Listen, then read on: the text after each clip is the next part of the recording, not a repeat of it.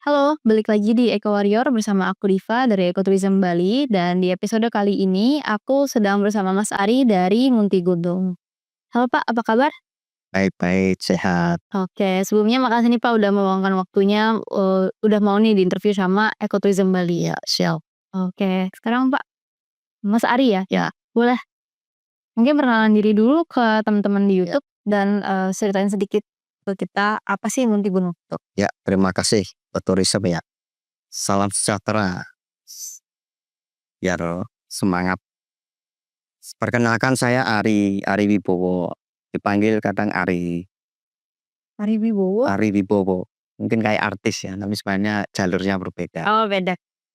Nah, saya salah satu co-founder Munti Gunung Community Social Enterprise dan juga sebagai salah satu project manager dari Yayasan Dianisa. Nah, tuh. Oke, sebenarnya Munti Gunung itu apa sih Pak? Munti Gunung. Ini kalau diceritakan banyak versinya. Munti Gunung itu sebenarnya nama desa adat ya, desa adat dan di daerah Karangasem, Bali. Jadi kalau persisnya lokasinya itu di daerah utara, itu setengah jam lah dari Tulamben, perbatasan dengan Tembok. Jadi Munti Gunung itu dulu dusun, sekarang sudah mulai pemekaran menjadi 4 dusun. Tapi dia desa adatnya sendiri. Nah, Oh. dulu kalau cerita Munti Gunung, sebenarnya saya terlibat di sana itu mulai tahun 2007. Oh, udah lama sekali. Ya, 2007. Jadi inisiasi sebenarnya kita awalnya sudah 2005. 2005 itu ada partner kita Pak Daniel, itu yang sangat curious ya. Dia melihat kalau dulu dilihat sering jalan-jalan ke Ubud atau ke daerah Kute atau yang daerah-daerah wisata, sering ketemu dengan gepeng Gepeng. atau gelandang pengemis. Ya, ibu yang kadang gendong bayi di jalan, ngide-ngide atau meminta-minta. Nah, setiap kali ditanya itu selalu bilang dari Munti Gunung. Ya, mungkin beberapa sekarang pun masih ada beberapa tempat masih ada yang mengaku dari Munti Gunung. Walaupun memang sebenarnya kalau sekarang bukan semua dari Munti Gunung. Ya, dan itu yang menjadi eh, nama Munti Gunung tuh tagline-nya dulu menjadi daerah pengemis. Nah, itu awalnya sebenarnya sampai sekarang mungkin beberapa. Nah, karena penasaran akhirnya mencari tahu Munti Gunung tuh di mana. Akhirnya dia datang melihat memang kondisinya di daerah utara ya, Bali Utara itu kering. Sama daerah Karangasem itu daerah kering, curah hujannya sedikit. Nah, ya kalau dilihat secara kacamata umum ya, itu menjadi daerah yang tertinggal. Oke. Nah, karena itu dengan niatan yang sangat baik, dia mulai mencari teman-temannya untuk berusaha gimana caranya membantu. Akhirnya singkat kata ketemulah dengan Yayasan Diandisa. Yayasan Diandisa itu dari Jogja, di Jogja.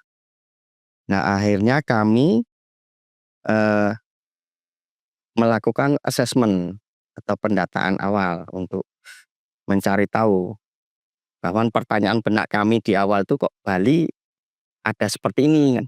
Karena kalau kita dari Jawa ya bilang Bali itu kan surga, Surga dunia, surga ya kan. Indah, tempatnya liburan. tempat liburan kalau study tour pasti ke Bali kan. Ya. Nah, itu akhirnya kita ke sana. Oke, ya kita asesmen itu hampir 1 tahun lebih untuk mencari data. Oh. Karena memang pada saat itu kesulitan juga karena satu yang pertama akses informasi, dan data itu juga banyak tidak real juga. Jadi akhirnya kami melakukan pendekatan ya door to door jadinya, satu persatu untuk mengkolek data yang real.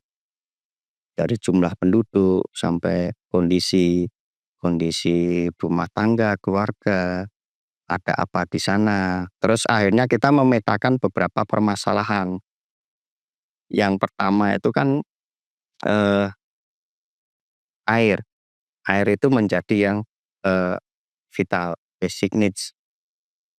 Nah, rata-rata kita simpulkan pada saat itu di 2006, 2005, 2006 itu rata-rata penduduk di sana yang cari air itu sehari itu 4 sampai 5 jam untuk mencari 20 liter satu jerigen. 20 liter itu untuk satu keluarga berarti? Iya, satu hari rata-rata menghabiskan waktu tiap pagi ambil satu ini terus nanti sore lagi. Nah, kalau rata-rata urban itu kan 80-an ya. 80 hotel, hospital mungkin lebih 200 untuk air. Nah, kita di sana untuk nyari 20 liter aja 4 sampai spend 5 waktu jam. untuk 4 sampai 5 jam. Nah, dari situ udah mulailah terpetakan ya berarti dalam satu hari aja waktunya sudah habis. Bagaimana untuk melakukan hal-hal yang lain. Iya, jadi Ya, ini habis cari. itu kan berantai. Nah, terus yang kedua ya peluang untuk kegiatan ekonomi. Jadinya dari waktu sudah terbatas, juga secara geografis juga tidak mendukung karena tanah kering dan segala macam kan. Untuk bercocok tanam juga berat. Kondisinya panas, jadi panas. Terus yang ketiga imbasnya ke kesehatan. Pada saat itu kematian ibu dan anak cukup tinggi, ada 9% lebih pada saat itu. Yang terakhir yang memang pemicunya sebenarnya itu di pendidikan. Itu yang Tuh, Kak. pendidikan itu kita pada saat itu 2006 yang sarjana cuma 1. Nah, jumlah penduduk di situ pada saat itu 5.600-an. Oh, 1 banding. Sarjana cuma 1. Dan hampir 70% itu buta huruf. Calistungnya tidak. Jadi ya itu Itu juga pada saat itu hambatan. ya hambatan dan ya memang jadinya itu menjadi saling berkaitan ya, saling berhubungan. Nah, makanya kita memikirkan yang pertama itu sebenarnya kuncinya kan rilis kan, membebaskan hal-hal yang nggak perlu. Yang nggak perlu itu apa sebenarnya basic need ini kan, rilis. Ya, makanya kan kita pertama sekali yang kita kejar adalah menyelesaikan air, ketersediaan air. Jadi ya kita pertama bagaimana mempermudah akses mendapatkan air bersih 25 liter. Kita naikkan jadi 25 liter per hari per jiwa. Oke, itu Ya, gimana tuh, Pak? Boleh itu ceritain ya? kita buat supaya banyak metode pada saat itu, tapi akhirnya kita memutuskan untuk membuat penampung air hujan, PHH, penampung air hujan. Jadi itu yang gratis, terus ternyata appropriate juga. Tapi di sana kita buatkan atap dengan desain khusus, pelana kuda bentuknya, seperti jadi melebar bukan lancip, seperti pelana kuda. Itu di bawahnya ada bak penampung air, itu 160 kubik ya, 160 kubik. Nah, di bawahnya kita harapannya tuh nanti ada untuk aktivitas tertentu. Jadi nanti tuh menyambung, bisa untuk sangkep, malah pada saat itu awal-awal pernah dijadikan sekolah, terus dijadikan tempat produksi akhirnya kan seperti itu. Nah, itu bangunannya seperti itu. Oke, berarti Jadi sekali ya, untuk warga-warga di Munti yang sebanyak 5.000 itu ya? ya. Oke. Nah, itu air. Nah, di tahun 2021 itu kita bilang tuntas. Tuntas dalam artian rata-rata sekarang dari jumlah penduduk yang semakin meningkat juga. Terakhir kan sudah jadi 6.200-an. Ya, itu kan 2021. Kita sensus itu 2020. Nah, itu cukuplah. Malah secara average rata-rata akhirnya penampung air hujan ini kalau dihitung dibagi penduduk bisa dapat 26 liter. Oke, berarti Jadi sebanyak lebih. Setuju. Tapi kan secara realita itu agak berbeda, itu kan secara matematika. Secara matematika hitungannya pas. Nah, kita juga ada program bentuknya kan ekonomi, ya kan ekonomi. Ekonomi itu ya nanti secara singkat ya jadinya ada social enterprise ini. Tapi sebenarnya itu prosesnya agak panjang. Kita baru mulai di tahun 2009. 2009 itu dengan pendekatannya apa yang ada di sana, sumber daya apa yang ada di sana. Karena terkenal banyak entalnya, pohon lontar, terus ada pohon mete juga, cashew. Nah, terus juga ya kita pertama di 2 produk itu untuk yang lontar kita ada anyaman dari daun lontarnya, terus pertama pengolahan mete itu ada pertama. Berarti social enterprise-nya ini tuh basically memanfaatkan resource yang ada di sana ya, dan salah satunya ada lontar sama cashew ya? Ya, itu yang awal-awal. Jadi sebenarnya ini programnya kita holistik ya, dengan pendekatan holistik semua. Jadi meliputi 4 aspek tadi, yang akhirnya kan kita ada pegangan bahwa air kita akan menuju menuntaskan 25 liter per hari per jiwa. Terus yang kedua, meningkatkan pendapatan masyarakat.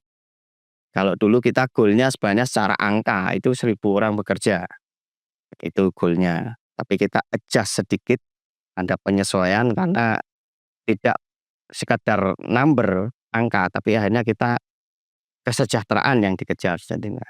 Jadi sedikit, sedikit demi sedikit, tapi yang penting yang terlibat sejahtera. Terus yang ketiga, kesehatan, mengurangi kematian ibu dan anak. Yang keempat, anak-anak ke sekolah. Jadi pegangannya program kita tuh 4 ini. Nah, ini yang menjadi dasar kita menjalankan untuk program. Nah, program-program ini yang menjadi akhirnya berkeberlanjutan paling yang dilihat yang ekonomi akhirnya, karena kan ini yang paling terlihat. Jadi ekonomi, makanya kita dari awal bagaimana program ekonomi tetap bertahan. Karena kan kalau kita dari sisi NGO ya, sisi yayasan, itu kadang sering bikin program ekonomi, akhirnya pelatihan, pendampingan, oh sudah bisa tinggal pergi, Oke. ya kan. Karena lagi ayo dilatih lagi, bikin lagi, sudah bisa bikin produk tinggal pergi. Nah, itu yang sering sekali kadang banyak dilakukan oleh para penggerak ya. Nah, akhirnya kita mengevaluasi itu ya kita harus ikut nyemplung, ya kan. Karena justru problemnya itu kan bagaimana ini tetap terus berjalan. Nah, akhirnya kita pakai pendekatan ya social enterprise ini. Ya, social enterprise ini bahwa kita dirikan itu memang untuk ada misi-misi tertentu ya, yang harapannya nanti bisa menopang ke beberapa aspek ini. Nah, itu yang teman-teman. Nah, yang berikutnya kesehatan itu kasus terakhir kematian ibu dan anak itu 2015. Jadi sudah ya awareness untuk kesehatannya sudah meningkat. Terutama yang kita apresiasi itu program STBM, sanitasi total berbasis masyarakat. Wah, gimana tuh, Kak? Boleh Itu cerita? salah satu pilarnya kan eh, bebas BABS ya, buang air besar sembarangan, ya kan. Nah, kita waktu survei awal itu bisa dikatakan cuma paling 4% lah yang punya toilet, Oh, aks 4% yang punya, yang lain bebas. wah, nggak kebayang sih.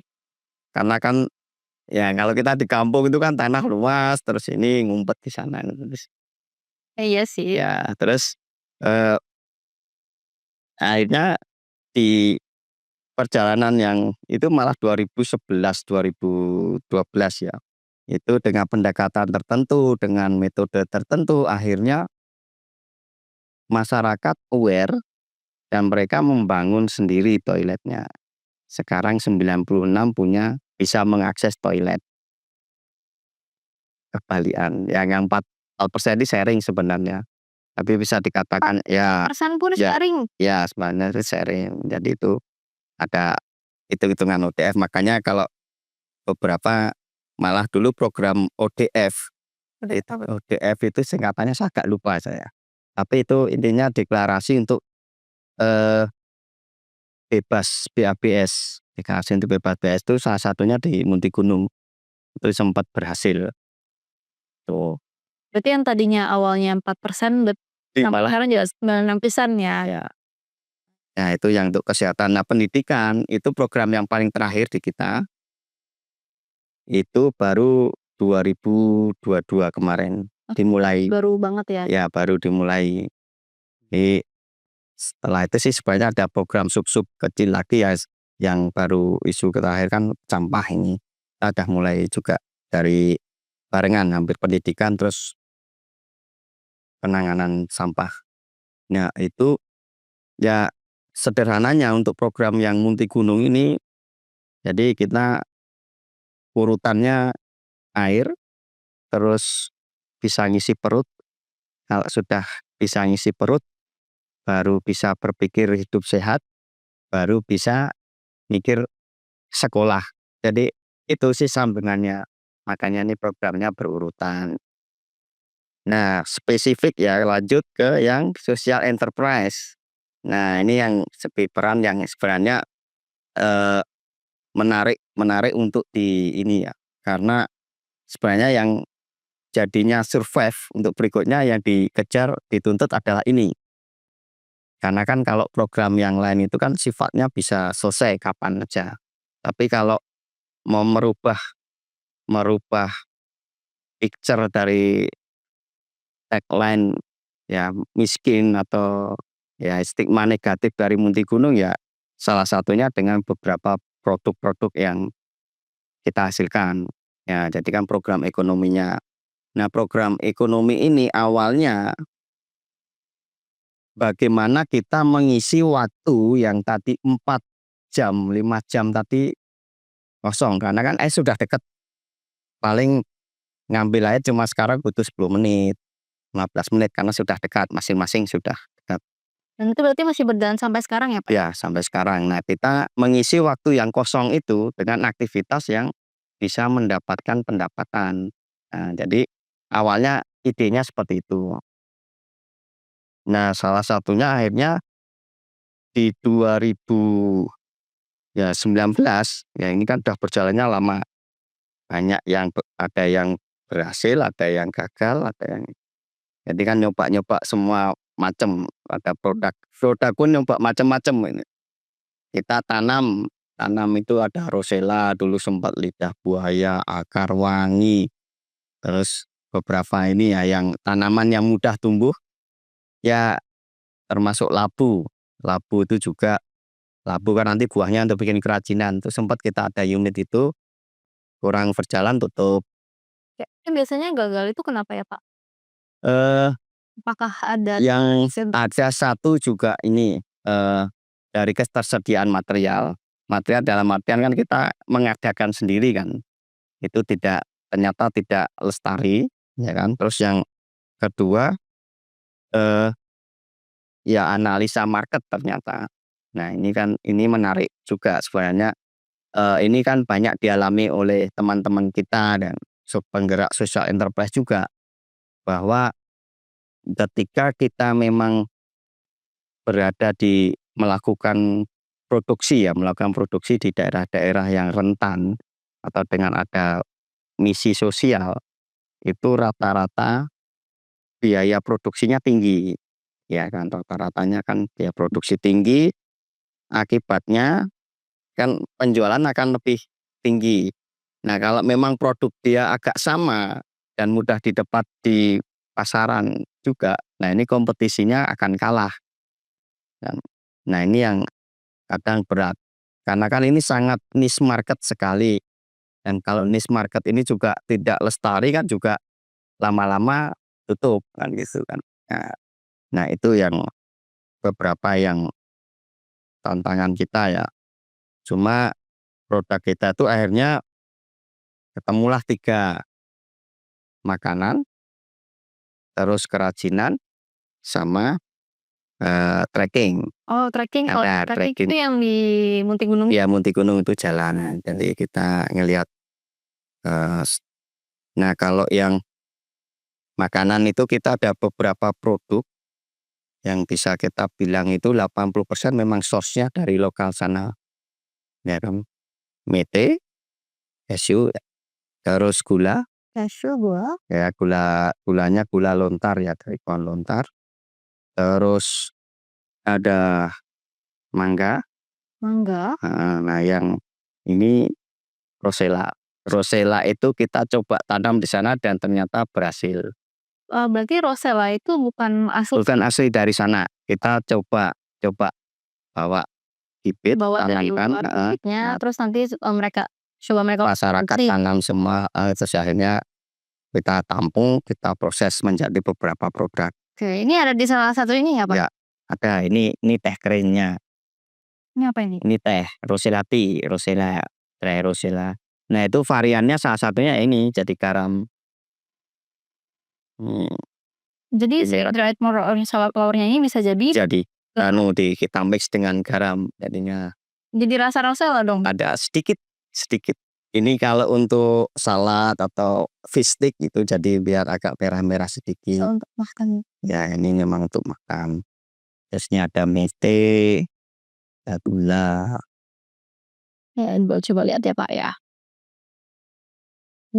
Sekali roasted cashew nuts. Ini untuk garlic dan salt flavornya. Jadi kita memang proses dari pembelian bahan baku, terus ada yang kerja ngupas, crack, terus ngupas lagi.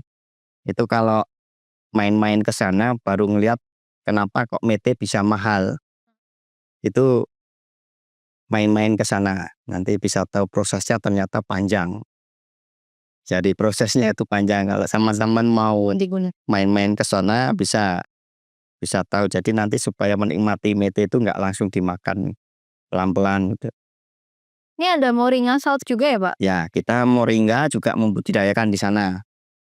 Kalau moringa dari sana? Kelor, itu kan kelor. Dan itu cocok untuk di daerah yang kering sebenarnya. Itu juga sinergis juga sebenarnya, salah satu untuk mendukung asupan nutrisi masyarakat. Karena kan daun kelor ini kan bagus untuk konsumsi, terutama ya buat ibu-ibu itu juga bagus. Jadi ya itu ketersediaan pangan juga ikut sinergis ke sana. Nah, sekaligus kita jadikan produk juga. Tuh. Kalau trekking, Pak? Kalau sebelum trekking kerajinan dulu ya. Siap. Kerajinan yang utama ini anyaman lontar. Oh, ini lontar ya? Ya, ini daun lontar jadi bukan pandan atau apa.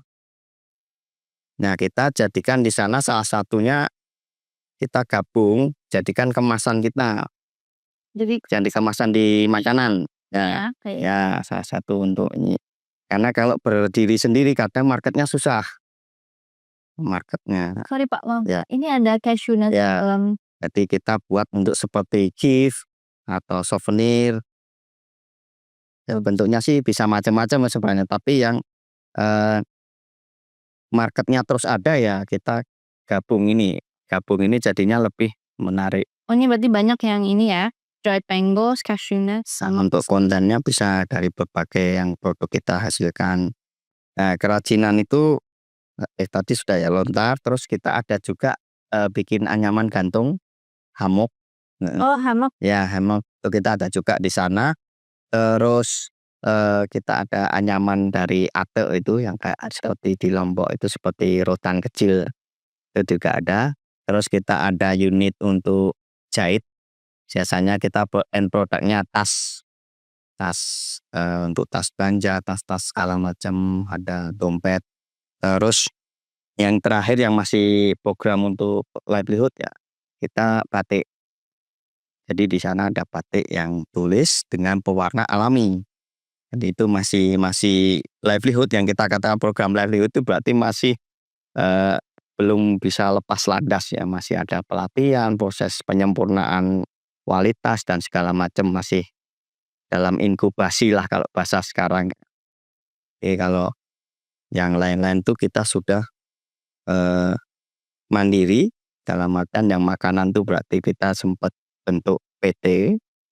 Nanti harapannya ya sudah menggelinding, menghidupi usahanya sendiri. Terus yang ke handicraft juga. Terus yang ketiga itu trekking. Trekking ini sebenarnya kalau dibilang awalnya menarik sih. Kita tidak menyangka ini akan berjalan dengan baik juga. Karena dulu tuh sebenarnya cuma sekedar gimana sih kita cara promosi ya, promosi produk kita gitu ya. Nah kita kan sering tuh kadang mengajak temen, mengundang partner kan gitu. Nah, oh ya udah kenapa sih? Ada salah satu partner kita dulu dari Four Seasons, itu Pak Sullivan kalau nggak salah, sempat jadi GM-nya Four Seasons tahun 2010-an kalau nggak salah. Itu ngasih ide nih, kenapa nggak kamu fasilitasi terus tracking kan. Jadi akhirnya muncul bahasa tracking kan. Oh, jadi dari situ idenya. Nah itu kan terus termasuk dari partner kita kan dari Swiss ini kan juga hobi jalan ya. Rata-rata orang Swiss ini kan senang jalan. Betul. Nah terus kita bukalah rute ya. Coba akhirnya kita start dari Danau Batur, dari Songan. Nah sebenarnya yang menarik adalah jalur trekking ini adalah napak tilas dari rata-rata penduduk di sana untuk cari air.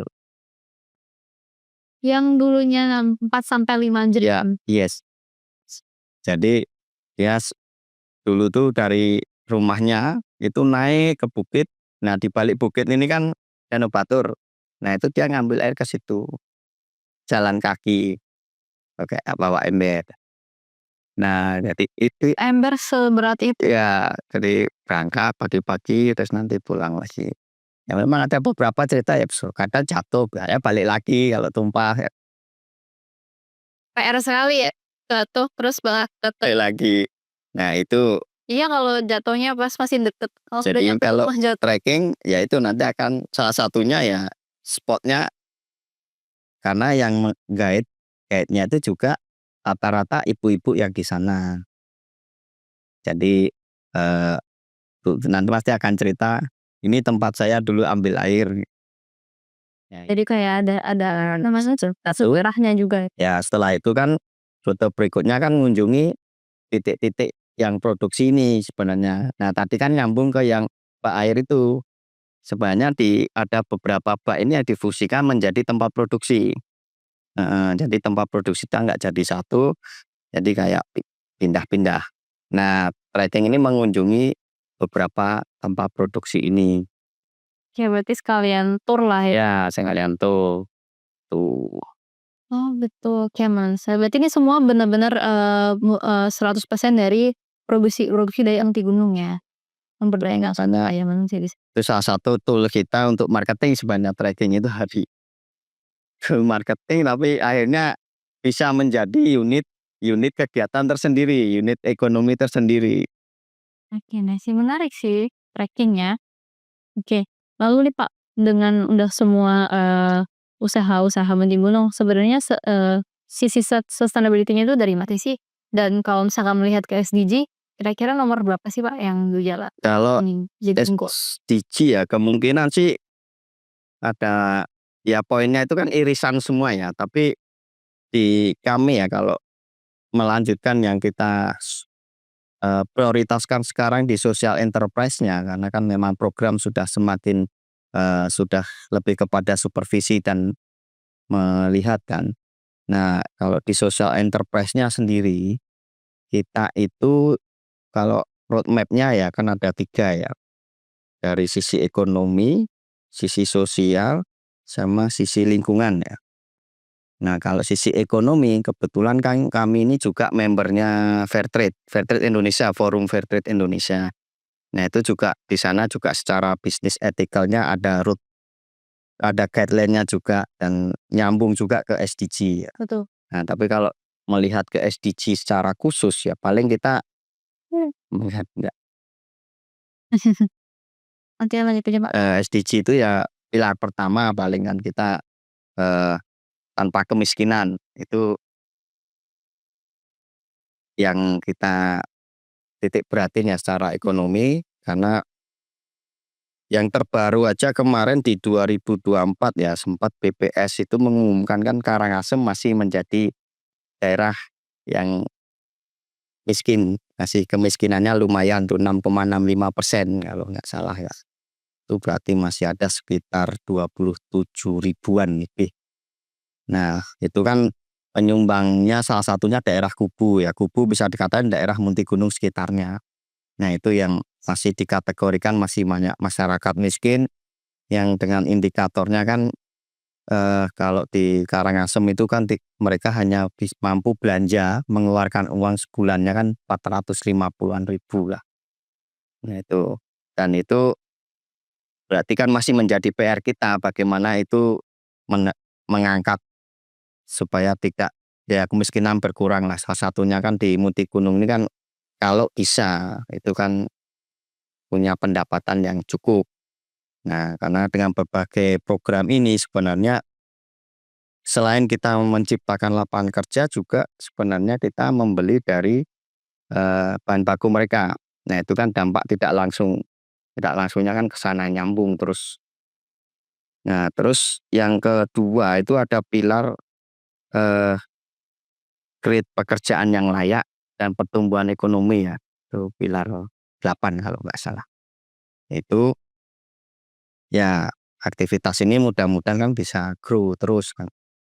Nah, terus eh, kalau ekonominya bisa baik, bisnisnya lancar kan mudah-mudahan ini sosialnya kan ikut terbangun.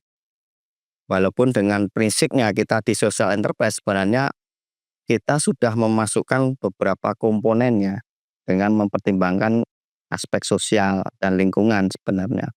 Tapi ketika ini bersama-sama grow berarti sosialnya akan lebih terdampak. Nah, yang paling kelihatan itu paling dari aspek gender. Kita pilar yang kesetaraan gender, kita memang banyak melibatkan peran peran ibu-ibu dan Ada woman empowerment-nya juga, Pak. ada bapak-bapak juga.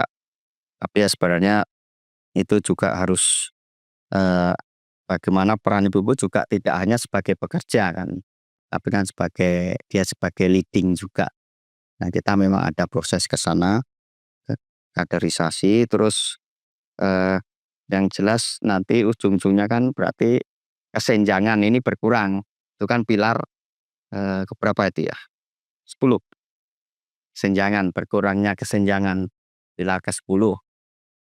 Nah, itu kan timpang nih, pasti selatan dan utara.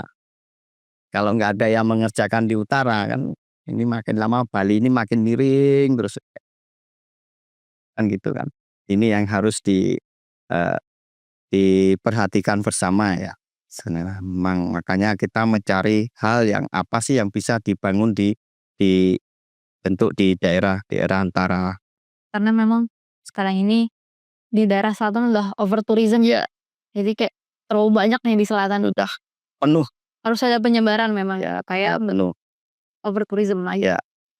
Terus ya ini semuanya kan perlu kemitraan. Nah, itu kan udah pasti ya yang ke-17 itu terutama kita kan banyak disupport banyak-banyak pelaku usaha juga ya terutama di hotel. Hotel itu beberapa kan yang memang komitmen juga terhadap SDG kan. Nah, itu yang partner kita yang kuat sebenarnya. Itu kita didukung banget oleh itu. Terus apalagi yang mulai sekarang ini mulai giat lagi ya, kita sudah mulai melihat, oh ya ternyata yang kita kerjakan selama ini kurang baik ya, kurang baik untuk lingkungan, untuk segala macam. Makanya kan dalam berbisnis yang sekarang sudah mulai aware ke sana rata-rata. Jadi itu membangun kemitraan. Nah, dari sisi lingkungan kita mengambil pilar yang ke-12 itu kan konsumsi dan produksi yang bijak gitu ya. Nah, itu kan kita rata-rata produk kita manual, terus natural ya. Dan yang menarik itu kita tidak berusaha tidak overproduksi ya.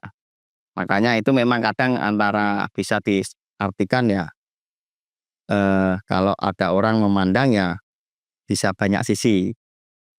Tapi bagi kita sebenarnya itu lebih aman dalam artian dari sisi produksi juga aman, dari dampak lingkungan juga baik, terus dari sisi pelanggan, pelanggan itu kan supaya tidak over buying ya. Kadang ada yang beli berlebihan karena supaya dapat murah misalnya. Nah itu kan kadang menyebabkan produksi berlebihan juga, padahal kebutuhannya nggak segitu kan. Nah itu jadinya kita ada komunikasi antara pelanggan, kebutuhannya berapa, ini berapa, lead time-nya berapa, jadi kita buat fresh. Jadi mengurangi kelebihan yang produksi yang over. Terus ya yang lain juga udah pasti kita aware terhadap climate change itu juga. Dan yang terakhir itu ya kita berusaha menciptakan ekosistem yang di sekitar kita yang daratan itu, tapi kita memang arahnya ke circular economy. Jadi beberapa produk ini sebenarnya ada produk-produk turunan lagi. Ya, dan misalnya kan kayak Rosella gitu. Rosella itu kan sebenarnya pemanfaatannya banyak. Cuma memang itu kan perlu bertahap untuk cari market juga ya. Betul. Nah, jadi entah nanti bijinya jadi apa, ya memang ini belum launching semua tapi sudah risetnya sudah ke sana. Misalnya jadi oil, jadi minyak, jadi apa. Tapi yang kita go dengan main produk dulu, misalnya mete nanti jadi apa lagi, harus eh, ini jadi apa lagi berkutat memang dan mau nggak mau kita harus menjaga itu karena itu eh, lokasi Munti Gunung ya kita adanya itu Pak. Mau nggak mau ya supaya bisa tetap produktif bagaimana, supaya tetap bisa menghasilkan buah mete yang cukup bagaimana, dan itu kita upayakan sealami mungkin kan. Itu Oke, lalu lanjut nih, Pak. Kalau misalkan dari produk-produknya, Munti Gunung kayak misalnya tadi ada mete, ada moringa, ada, rosella juga, sama sampai ada trekking. Kira-kira apa sih keterkaitannya dengan ekoturism? ya, ekoturism tuh ya, ya saya contohkan tadi ini ya, dari trekking tadi ya. Trekking ini jelas pasti kegiatannya di alam, Yes. ya kan, di luar, outdoor kan. Nah, salah satunya yang menjadi kunci di ekoturism itu kan, satu, dia memberdayakan, mengajak partisipasi lokal, ya kan. Betul. Terus mengenai lokal ya, terus konservasi, ya kan. Terus ada apa ya, pembelajaran proses pemberian ilmuwan ya gitu ya, pengetahuan segala macam gitu ya. Nah, tanpa disadari ya trekking kita ternyata selaras dengan itu, dengan ekoturism juga ternyata. Dan kita nggak ngeh sebenarnya di awal, ya kita hanya running aja. Karena ini memang kita trekking itu benar-benar natural, tanpa ada gimik-gimik artifisial ya, misalnya ada kalau zaman sekarang itu spot Instagram gitu misalnya.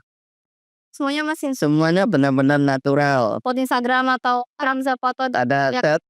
oh ya ada log-nya, terus nanti di sana ada tari-tarian, opening, ada kasih hinga. Jadi benar-benar masih jalur trek. Ya itu hasilnya jalan datang, paling sarapan breakfast buah-buah yang tersedia aja kan, nanti tinggal beli di pasar, discuss situ, dah sarapan buah, nanti paling kalau mau kopi ada dadong-dadong atau ibu yang di situ bawain kopi pakai termos. Nah, sederhana aja jalan, ya dipandu oleh ibu-ibu, udah ngelihat lokasi aja.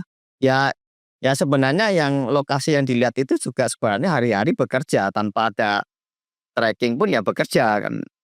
Jadi memang ngelihat orang bekerja kan. Nah, Tapi secara nggak langsung atau secara nggak misalnya udah selaras nih, udah sejalan sama ekoturism sebenarnya. Nah, kita sempat dapat award, SCAL Award ya, saya lupa tahunnya berapa, tapi pernah dapat penghargaan dari SCAL untuk tracking ini, sustainability ecotourism ini soalnya itu pernah dapat waktu tahun berapa ya. Dari mana tuh, Pak? SCAL, Award Sustainable Development. Oh, ya, SCAL ya. Jadi itu untuk program trackingnya.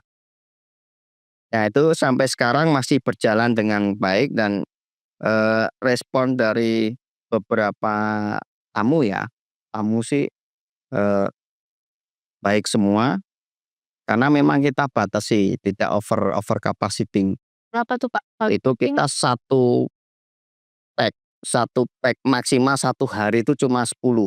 Oke, 10, 10 itu pun kita split jadi 2. 5 gitu ya? Ya, jadi split. Jadi enggak rombongan kayak rombongan. Jadi sebanyak ini kan supaya kita tamu itu kan punya experience, bukan sekadar hanya datang menikmati ya. Tapi kalau sifatnya udah rame ini kan experience-nya akan berbeda. Ini kan kayak biasa. 5 tuh sama si pemandunya atau Tamunya, pemandu biasanya 2. Pemandu 2.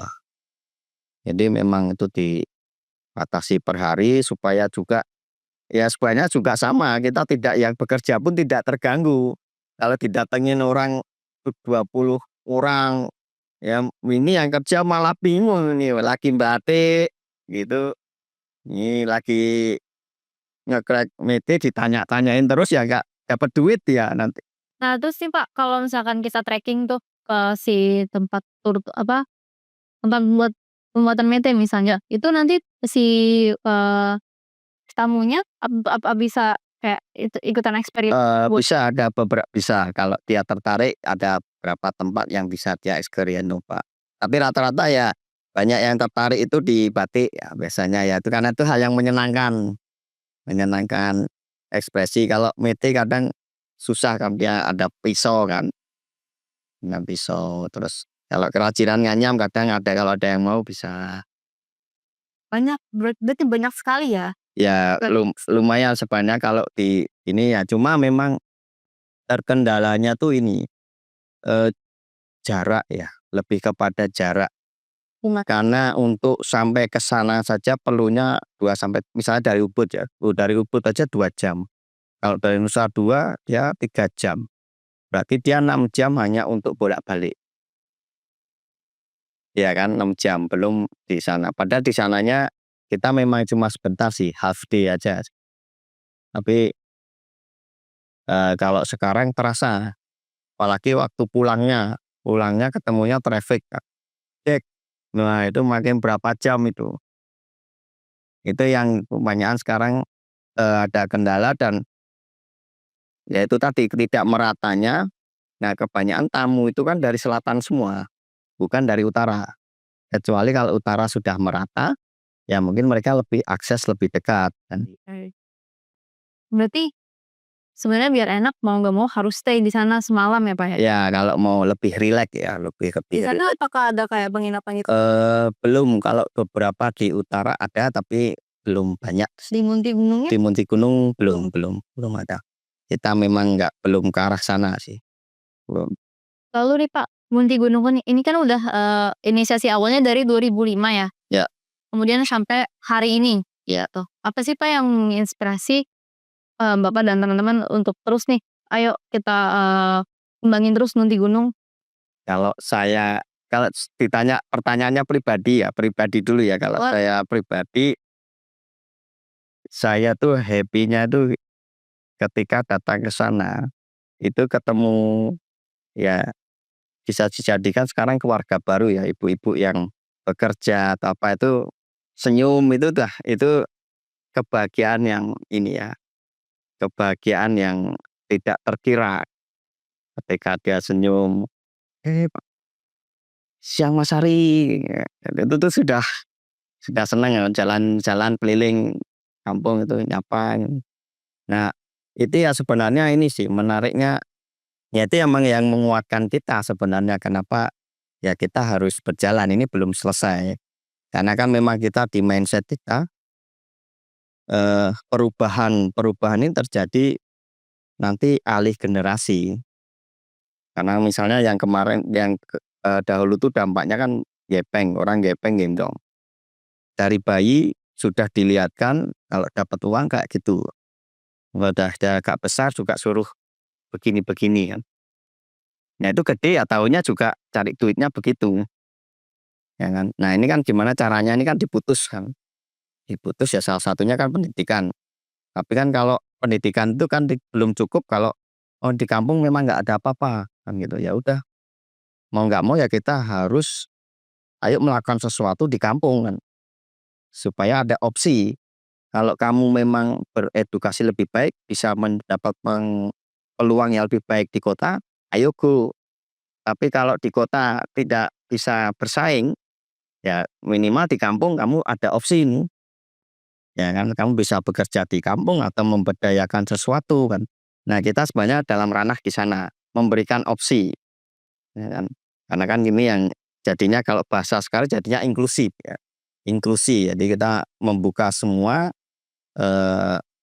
ya memang yang ada prioritasnya, yang memang benar-benar yang tidak mendapat kesempatan ini sebenarnya. Karena yang ada yang kata kuncinya kan tidak mendapatkan kesempatan. Coba kalau semuanya bisa mendapatkan kesempatan misalnya, tahu-tahu pantai di sana lebih bagus dari Kuta gitu, pasti mereka lebih makmur daripada orang Kuta kan gitu. Dengan kesempatan. Kalau semuanya hotel ada kebijakan, ah, boleh bangun hotel tapi harus di utara. Nah itu mereka mungkin akan lebih baik. Wisatanya boleh ke selatan tapi akomodasi bangun di utara kan gitu. Itu kan kesempatan kan gitu. Lalu nih Pak, dalam 5 tahun ke depan, eee, gimana sih harapannya untuk Munti Gunung? Apakah harapannya tadi udah mulai bisa nih bangun hotel di daerah utara, terutama di Munti Gunung gitu? Ya kalau harapannya ya yang jelas dari kita social enterprise bisa berkelanjutan ya, bertahan dan juga berkembang. Karena ini memang akan menggandeng memberikan dampak yang lebih banyak lagi. Terus ya perlu dukungan yang kuat ya dari terutama Bali ini kan value-nya sudah bagus ya. Ya terlalu bagus malahan. Siapa sih nggak kenal Bali, tapi jangan sampai value ini kan lama-lama turun Iya. oleh kita sendiri kan gitu kan. Dengan ya tadi salah satunya mungkin over development tourism ya, bukan over tourism. Over tourism mungkin baik ya, tamunya banyak gitu ya, agak baik, tapi development-nya ya, over development-nya ya, membangun fasilitas yang mungkin sebenarnya tidak perlu ya kan, tapi tetap dijalankan ya. Kan apakah sebenarnya kan lebih bicara pemerataan ya kan, karena kan Bali ini kan tidak bertumbuh. Tapi kan bagaimana harusnya lebih bijak untuk itulah. Oke, berarti masuk ke pertanyaan terakhir aja. Apakah, Pak Ari nih punya pesan-pesan nih untuk teman-teman di luar sana, terkait kesadaran, atau awareness mengenai Munti Gunung tuh? Apakah mau promosi? Silakan. Ya dengan program yang pengentasan program di Munti Gunung ini kan pendekatannya secara holistik dan memakan waktu yang cukup lama. Nah ini ya mudah-mudahan salah satunya dengan dibentuknya social enterprise ini ya, Munti Gunung Social Enterprise ini bisa mendukung eh, percepatan dari eh, perubahan stigma yang dulu Munti Gunung negatif, akhirnya perlahan-lahan menjadi yang lebih positif ya. Betul. Nah, ya harapannya ya terutama kita yang di Bali ini ya saling mendukung produk-produk yang dihasilkan oleh teman-teman kita yang ada di Bali ya. Produk lokal pride. Produk lokal gitu. Oke, tadi kita udah ngobrol banyak sama Mas Ari mengenai, sebenarnya apa sih Munti Gunung itu, yaitu social enterprise yang sedang mencoba mengubah stigma negatif dari masyarakat, Munti Gunung menjadi lebih positif ya, Pak, ya. Iya. Melalui pemberdayaan SDM setempat, yang akhirnya bisa membantu meningkatkan ekonomi dan juga mesejahterakan masyarakat setempat. Bener ya, Pak, ya? Oke, nah untuk teman-teman yang kalau mau cobain, produknya Muti Gunung, ini ada banyak, bisa ke Utama Spice di Sanur di Jalan Danau Tamlingan, di lantai berapa, Pak? Lantai 2. Di lantai 2. Nah, atau kalau misalkan teman-teman mau coba trekking nih, terus sama lihat-lihat tempat produksinya, Pasamete, terus Rosella dan Moringa, itu bisa ke Desa Muntigunung di daerah di mana, Pak, alamatnya? Di Munti Gunung untuk Kecamatan Pupu, Karangasem, ya. Atau nanti bisa kunjungi di website kami itu dan follow IG kami Apa, Pak, Munti Gun IG-nya, Pak? @muntigunung CSE, Oke, bisa Kali Sera Eko. oke. Oke, kalau gitu, Mas Ari apakah ada yang mau disampaikan lagi? Ya cukuplah, yang penting saling mendukung ya, saling mendukung untuk keberlanjutan Bali. Yes, betul. Sama jangan lupa local pride, jadi, jangan lupa datang mampir ke Utama Spice. Bener ya, Pak, ya? Ya. Oke. Kalau gitu cukup sekian untuk Eco Warrior, bulan ini, sampai jumpa di Eco Warrior berikutnya. Bye-bye, see you.